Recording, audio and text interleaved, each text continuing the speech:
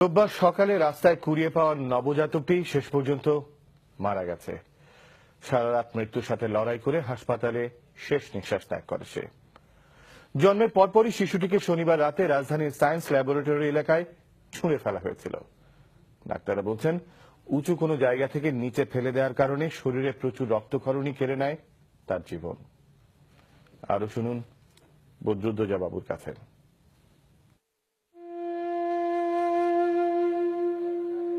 মৃত্যু যন্ত্রণা কতটা কষ্টের তা প্রকাশ করার ক্ষমতা ছিল না এই শিশুটির। জন্মের পর মায়ের মমতা দূরে থাক, ভাগ্যে জুটেছে শুধুই অসহনীয় যন্ত্রণা। যেন জন্মেই দেখেছে সে ক্ষুব্ধ স্বদেশ ভূমি। শীতের এক রাত কেটেছে রাস্তায়, পরের রাত হাসপাতালে মৃত্যুর সাথে লড়ে চলে গেছে সে চিরদিনের মতো।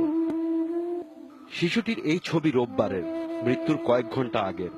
ফুটফুটে নবজাতকের এই অসহায় চাহনিতে হয়তোবা ছিল শেষ পর্যন্ত বেঁচে থাকার আকুতি, কিন্তু জন্মদাতার নির্মমতা কেড়ে নিল তার জীবন। প্রচুর রক্তক্ষরণ হয়েছে নাভি দিয়ে, বাচ্চা পেল হয়ে সাদা আছে। এখানে আপনি দেখতে পারবেন যে এখানে ফ্র্যাকচার হয়ে আছে। এখানে ফোর আর্মে দুটা থাকে, হাড্ডি থাকে, দুটাই মানে ইচ্ছাকৃতভাবে ভাঙে দিচ্ছে। কিন্তু আমরা মনে করি ওর কিছু ইন্টারনাল ইনজুরিও ছিল, লাইক ব্রেন ড্যামেজ। অ্যান্ড যদি আপনাকে একটা বাচ্চাকে কেউ যদি ইচ্ছাকৃতভাবে ছুঁড়ে ফেলে কোনো একটা হাইট থেকে, সাপোজ 2-3 তলাতে কিংবা সামনের থেকে যদি ছুঁড়ে ফেলে, তাহলে তো ওর ইন্টারনাল অর্গানে ড্যামেজ হতে পারে, লাইক লিভার রাপচার হতে পারে, স্কিন রাপচার হতে পারে, ব্রেনে হ্যামারেজ হতে পারে। And that was the reason for death আমরা মনে করতেছি। জন্মের কিছুক্ষণ পরেই নবজাতকটিকে ছুঁড়ে ফেলা হয়েছিল এলিফ্যান্ট রোডের আলপনা প্লাজার ঠিক পেছনের এই ভবনটির পাশে। নারী না বেঁধেই খালি গায়ে ফেলে দেওয়া হয় স্যাঁতস্যাঁতে এই জায়গায়। কনকনে শীতে ছটফট করতে থাকা শিশুটির চিৎকার শুনেছে আশেপাশের মানুষও। রাত্রে তখন 12:30 তার আগের থেকে কান্না শুনছি, তার মনে করছে হয়তো আশেপাশের কেউ কান্না করতেছে, কিন্তু এখানে বসে শুনতেছি কান্নায় করতেছে। তা আমি আর আমার বুয়া বলতেছি যে বাচ্চাটার মা বাবাকে কেউ নেই। ভোরে আমার হাজবেন্ড উনি ভোর 5টায় যখন অফিসে গেছে তখনও দেখে যে কান্নার শব্দ। তারও কয়েক ঘন্টা পর সকাল 7টার দিকে কাগজ টোকাতে গিয়ে শিশুটিকে দেখতে পায় জান্নাত।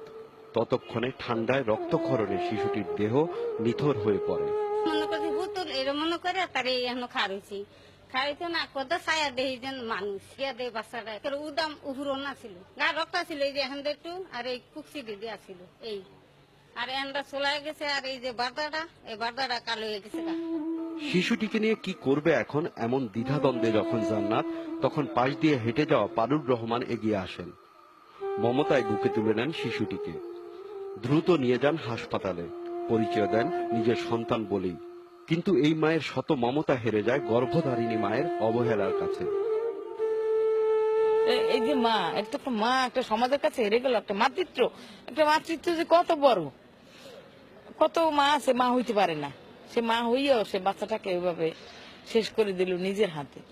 এটা কার জন্য? একটা সমাজের জন্য। থানায় মামলা হয়েছে, কাটাছেঁড়া করা হবে তুলতুলে এই শরীর। তারপর পারুর রহমান তাকে শুইয়ে দেবেন আজিমপুর কবরস্থানে। কিন্তু তার এই মৃত্যু প্রশ্ন ছুড়ে গেছে সমাজের কাছে। কি দোষ ছিল তার, কেন এই নির্মমতা? বদরুদ্দোজা বাবু, এনটিভি নিউজ, ঢাকা।